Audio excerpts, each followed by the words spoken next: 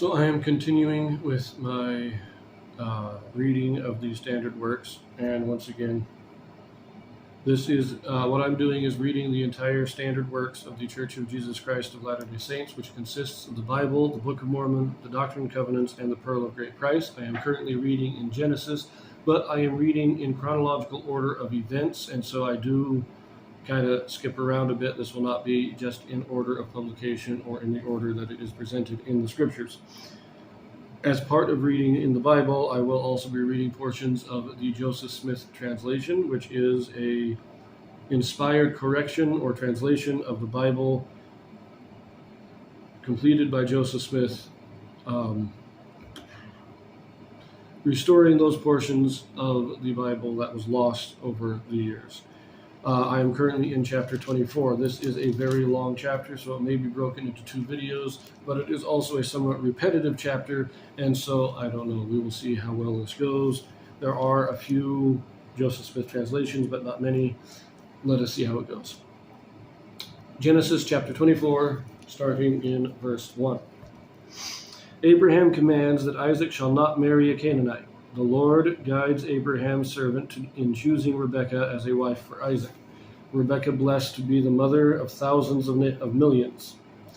She marries Isaac. Okay, verse 1. And Abraham was old and well stricken in age, and the Lord had blessed Abraham in all things. And Abraham said unto his eldest servant of his house that ruled over all that he had, Put, I pray thee, thy hand under my thigh. Quick note here, there's a Joseph Smith translation that changes the word thigh to hand, meaning this is a handshake or a making a vow.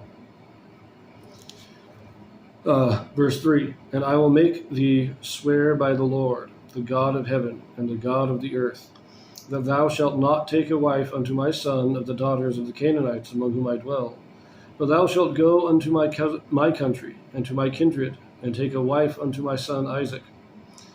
And the servant said unto him, Peradventure the woman will not be willing to follow me unto this land. Must I needs bring thy son again unto the land from whence thou camest? And Abraham said unto him, Beware thou that thou bring not my son thither again. Okay, just a quick note. Abraham does not want Isaac to marry one of the daughters of the Canaanites. Remember, the Canaanites are the descendants of Ham, who married a descendant of Cain. Therefore, they are of the lineage that they could not have the priesthood.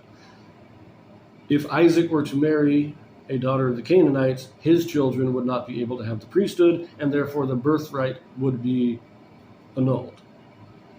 To preserve the birthright, Isaac cannot marry a Canaanite.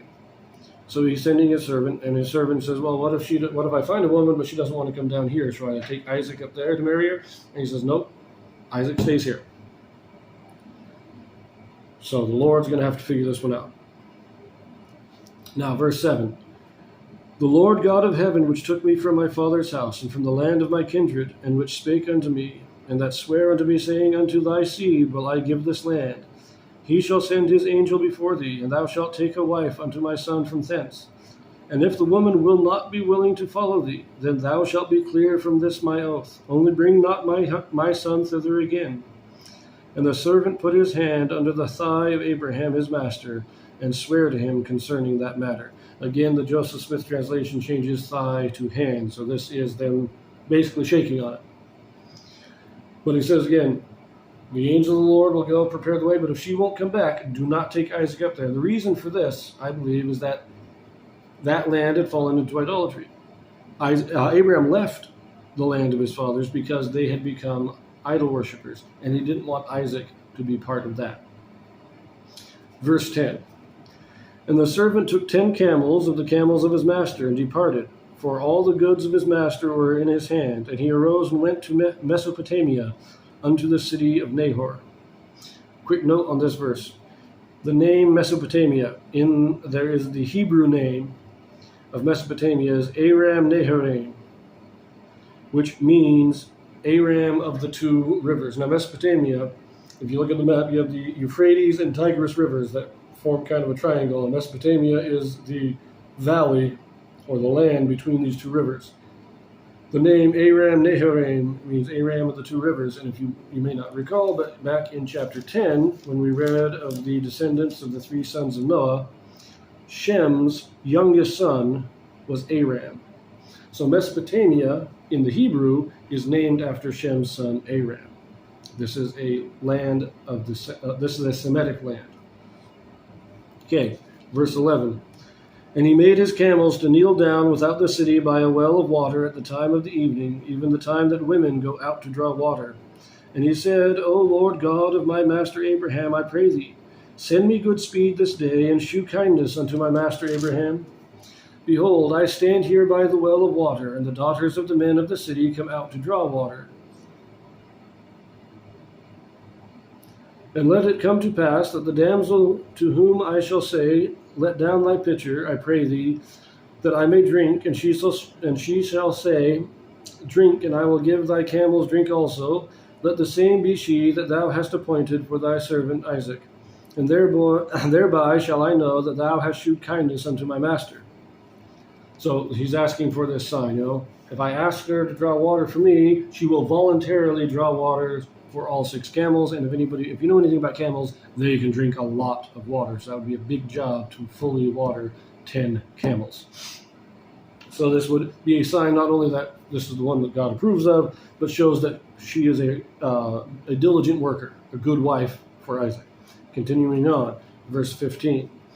And it came to pass, before he had done speaking, that behold, Rebekah came out, who was born to Bethuel, son of Milcah, the wife of Nahor, Abraham's brother, with her pitcher upon her shoulder. And the damsel was very fair to look upon, a virgin, neither had any man known her. And she went down to the well, and filled her pitcher, and came up. Joseph Smith translation on here, okay? We have the statement, a virgin, neither had any man known her. That's kind of repetitive. Joseph Smith alters this. A virgin, neither had any man known the like unto her. So she was a virgin, but she was also a very special virgin. Nobody had ever... beautiful, more beautiful than any other woman, and probably more faithful, more hardworking, all that kind of stuff. Nobody could compare to Rebekah. Verse 17. And the servant ran to meet her, and said, Let me, I pray thee, drink a little water of thy pitcher. And she said, Drink, my lord. And she hasted, and let down her pitcher upon her hand, and gave him drink. And when she had done giving him drink, she said, I will draw water for thy camels also, until they have done drinking. And she hasted, and emptied her pitcher into the trough, and ran again unto the well to draw water, and drew for all his camels. And the man wondered at her, wondering at her, held his peace, to wit whether the Lord had made his journey prosperous or not. And it came to pass, as the camels had done drinking, that the man took a golden earring of 1/2 shekel weight, and 2 bracelets for her hands of 10 shekels weight of gold, and said, Whose daughter art thou? Tell me, I pray thee. Is there room in thy father's house for us to lodge in? And she said unto him, I am the daughter of Bethuel, the son of Milcah, which she bare unto Nahor. She said moreover unto him, We have both straw and provender enough, and room to lodge in. And the man bowed down his head, and worshipped the Lord. And he said, Blessed be the Lord God of my master Abraham, who hath not left destitute my master of his mercy and his truth. I being in the way, the Lord led me to the house of my master's brethren, and the damsel ran and told them of her mother's house these things. Okay, so she comes out, she does what the servant had asked as a sign. She draws for him, and then she draws for the camels. You will note the reference there, emptied her pitcher into the trough. So we have the well outside the city where the women would come to draw water. Near the well would be a trough that you would then fill with water for the animals to drink out of. And she filled the trough and kept filling it until the camels had finished drinking. So she wasn't letting the camels drink out of her pitcher. She was filling the trough for them.